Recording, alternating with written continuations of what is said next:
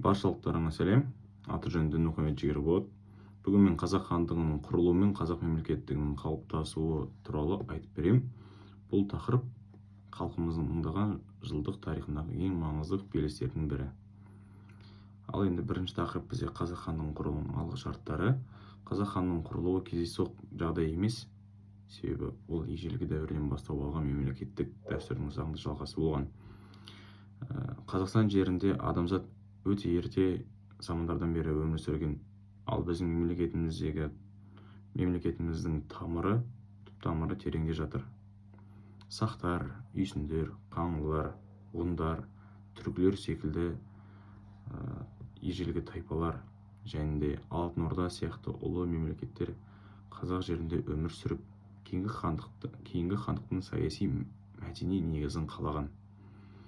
Мысалға, сақтар біздің заманымыздан бұрын 17 және 3 ғасырларда өмір сүрген. Олар қазіргі Қазақстанның барлық аумағын алып мекендеген болатын. Сақтардың ең алғашқы билеушілерінің бірі ол Тұмар, яғни Томирис патшайым. Ол шамамен біздің заманымызға дейінгі 530 жылдары Парсы патшасы Кермен шайқасып, соғысып, өз елін қорғап алды. Бұл қазақ жеріндегі еркіндік пен тәуелсіздік идеясын алғаш танытқан тарихи оқиға болып саналады. Сақтардан кейінгі жетісу мен оңтүстік Қазақстанда үйсіндер біздің заманымызға дейінгі 3 ғасыр, біздің заманымыздың 5 ғасыр аралығында өмір сүрген, және қаңлылар біздің заманымызға дейінгі 2 ғасыр және біздің заманымыздың 5 ғасыр аралығында өмір сүрген.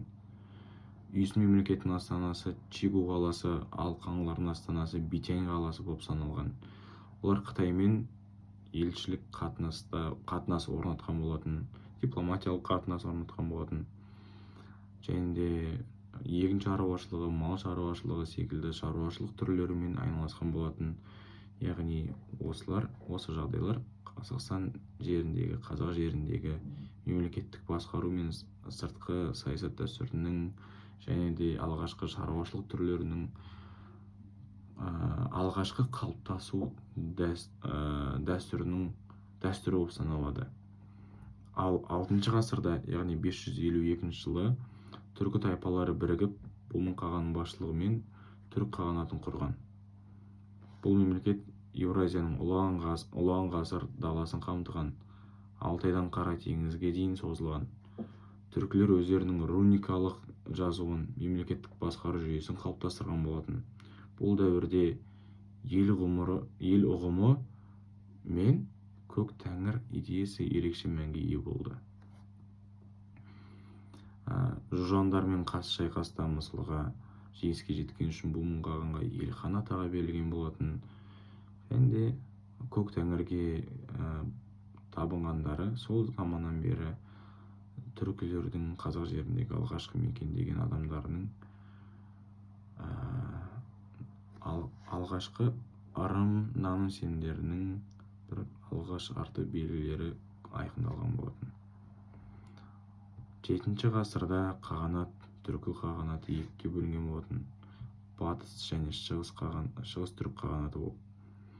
Батыс түрік қағанаты 603-704 жылдар аралығында мекендеген. Кейін батыс түрік қағанатын ізбасары болып Түргеш қағанаты пайда болды. Түргеш қағанаты 704-756 жылдар аралығында өмір сүрген. Бұл мемлекеттер жетісу мен сыр бойында билік жүргізіп, Ұлы Жібек жолы арқылы халықаралық сауданы дамытқан болатын. 9-10 ғасырларда Қарлұқ мемлекеті, кейін Қарахан мемлекеті, мысалға 942-1212 жылдары өмір сүрген. Қарахан мемлекеті тарихта алғашқы ислам дінін ресми мемлекеттік діні ретінде қабылдаған мемлекет болып саналады. Бұл қазақ жерінің мәдениеті мен руханиятына үлкен өзгеріс әкелген. Сол кезде Жүсіп Баласұғанидың Құтты білік, ал Махмұд Қашқаридің Диуани лұғат ат-түрік, яғни түркі тілдерінің алғашқы сөздігі деп аталатын алғашқы еңбектер жазылған. Ал 13 ғасырда Шыңғыс ханның жорықтарына тоқталып кетейік. яғни осы жорықтардан кейін Қазақстан жерін жошы ұлысына, яғни кейінгі Алтын Орда 1243-1502 жылдар аралығында өмір сүрген мемлекетіне қарады. Алтын Орда қазақ халқының этникалық және саяси негізінің қалыптасуына үлкен әсерін тигізген. Оның құрамындағы тайпалар кейінгі қазақ халқының құрамына енген болатын. Енді мінекей осылай қазақ жерінде мемлекеттік дәстүр үзілмей жалғасып отырды. Ал енді екінші тақырыпты айтып кетейік. Қазақ хандығының құрылуы мен территориясының қалыптасуы. 14 ғасырдың соңында Алтын Орда әлсірей бастаған. Бұл кезде жергілікті сұлтандар арасында билік үшін күрес күшейіп, халық тұрақсыздыққа ұшыраған болатын. Сол кезде халыққа жаңа әділ билік пен тұрақтылықты енгізетін бір мықты адам керек болды. Осы жағдайда 15 ғасырда соның ортасында екі сұлтан Керей мен Жәнібек Әбілқайыр ханның билігіне қарсы шығады. Шамамен 1456-1465 жылдар аралығында олар өз жақтастарымен 200 мыңдай әскерлерімен Моғолстан жеріне қоныс аударып, яғни Шу мен Қозыбасы өңіріне көшіп келеді. Оларға сол кездегі Моғолстанның ханы Есенбұға қолдау көрсетіп, оларға жер беріп, қысқасы ниеттерін қолдаған болатын. Осылайша қазақ хандығының негізі қаланған болатын. 1465 жылы Керей хан алғашқы хан болып сайланады, ал Жәнібек хан оның ізбасары болып екінші қазақ хандығының тарихындағы екінші хан болады. Бұл қазақ халқының саяси тұрғыда бірігуінің бастамасы болды. Қазақ хандығының алғашқы орталығы Қозыбасы мен Шу аңғары, кейіннен Сығанақ қаласы болады. Уақыт өте келе хандықтың аумағы кеңейе түседі. Қазақ хандығының ең қуатты кезеңі Қасым ханның билігі.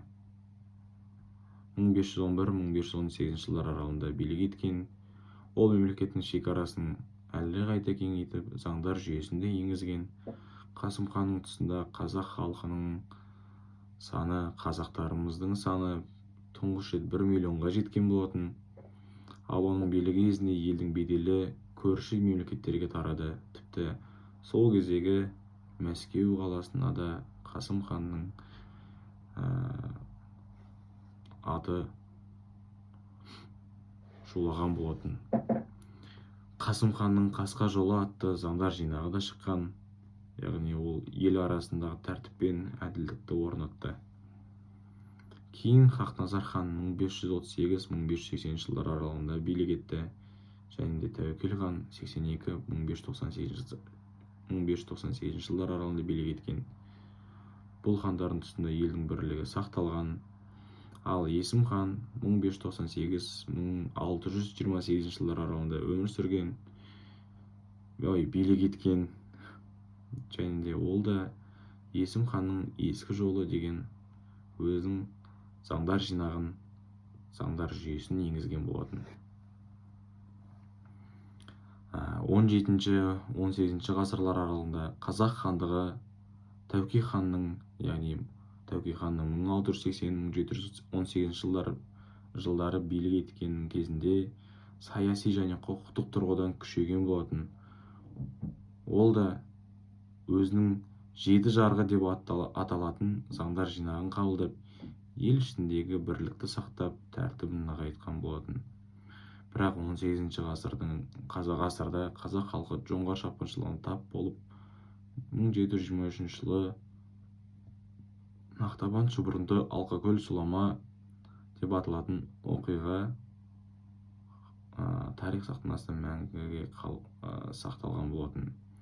Ел бірлігі мен тәуелсіздігін сақтап қалуда Бөгенбай, Қабанбай, Наурызбай, Райымбек секілді батырларымыз ерекше ерлігімен танылған болатын. Абылай хан да осы жылдары, сол кездері аты танылып, ерекше бір мықты хандардың біріне айналған болатын. Осымен енді 3-ші тақырыпқа көшейік. Қазақ мемлекеттілігінің қайта жаңғыру кездері. 18 ғасырдың екінші жартысында Ресей империясының ықпалы күшейген. 19 ғасырда қазақ жері біртіндеп отар аймаққа айналды. 1822 жылы Сібір қырғыздары туралы ереже қабылданып, хандық билік жойылған. Соған қарамастан Кенесары Қасымұлының 1837-1847 жылдары дағы көтерілісі қазақ мемлекеттілігі идеясын тірі ұстады. 20 ғасырдың басында ұлттық сана қайта оянып, қазақ зиялылары саяси қозғалыстар ұйымдастырған. 1917 жылы желтоқсанда Орынборда өткен екінші жалпы қазақ съезінде Алаш автономиясы жарияланған болатын, яғни Алаш Орда үкіметі құрылған болатын. Әлихан Бөкейханұлы, Ахмет Байтұрсынұлы, Міржақып Дулатұлы секілді сол замандағы қазақ елінің көш басын бастаған еліміздің алғашқы ұлы зиялылары. Әлихан Бөкейхан біздің еліміздің алғашқы елбасымыз болып саналатын бабам атамыз бастаған Алаш Орда үкіметі құрылған. Бұл ұлттық мемлекеттілікті жаңғырудың алғашқы қадамы болып саналды. Кеңес билігі орнағаннан кейін 1920 жылы 26 тамызда Қазақ автономиялық кеңестік социалистік республикасы құрылған болатын. Кейін 1936 жылы Қазақ КСР мәртебесін алып, КСРО құрамындағы одақтас республикаға айналған. Осы кезеңде халықтың сауаттылығы артады, өнеркәсіп дамиды, мәдениет гүлденеді. Бірақ саяси қуғын-сүргін мен ашаршылық миллиондаған адамның өмірін қиып, ұлт тарихында 1931-1933 жылдар аралығында ауыр ізін қалдырып, мәңгі тарих сахнасында қалады. Енді 4-ші сұраққа көшейік. КСРО-ның ыдырауы мен Қазақстанның тәуелсіздік алуы деген. 20 ғасырдың соңында Кеңес одағының экономикалық және саяси дағдарысы күшейе түседі. 91 жылы КСРО ыдырап, оның құрамындағы республикалар әр республика өз егемендігін жариялайды. Сөйтіп, 91 жылы 16 желтоқсан бізде басқа елден қалыспай Қазақстан тарихындағы ең маңызды күндердің бірі болады. Сол күні Қазақстан Республикасының тәуелсіздігі жарияланады. Бұл қазақ халқының ғасырлар бойы азаттық арманын жүзеге асырған тарихи сәті болып саналады. Тәуелсіз елдің тұңғыш президенті сол кезде Нұрсұлтан Назарбаев Әбішұлы болып сайланады, біздің тұңғыш елбасымыз. 93 жылы алғашқы конституциямыз қабылданады, ал 1995 жылы жаңа конституция қабылданады, яғни жаңарған түп нұсқасы қабылданады. Сонымен қатар 93 жылы ұлттық валютамыз теңге қабылданады, енгізіледі. Және оның ақша күйін Еуропа елдерінде дайындаған болатын, шатаспасам осы Англия елінде. Қазақстан біріккен ұлттар ұйымына, яғни БО ұйымына мүше болып, әлемдік қауымдастықтың толыққанды мүшесіне айналды еліміз. Тәуелсіздік жылдары елде жаңа Астана, қазіргі Астана қаласы бой көтереді, экономика дамиды, халықаралық қатынастар нығаяды. Сөзімді қорытындылай келе, сонымен қазақ мемлекеттігінің тарихы, мыңжылдық сабақтастығының көрінісі. Ежелгі сақтар мен үйсіндерден бастап, қаңлылар мен ғұндар қолдап, түркілер мен алтын орда дәуірі, қазақ хандығы мен алаш қозғалысы, кеңес кезеңі мен тәуелсіздік Қазақстан бәрі бір-бірімен тығыз байланысты. Қазақ хандығының құрылуы халқымыздың бірлікке, әділдікке және еркіндікке ұмтылған рухының көрінісі болса, тәуелсіз Қазақстанның пайда болуы сол рухтың жеңісі де жемісі.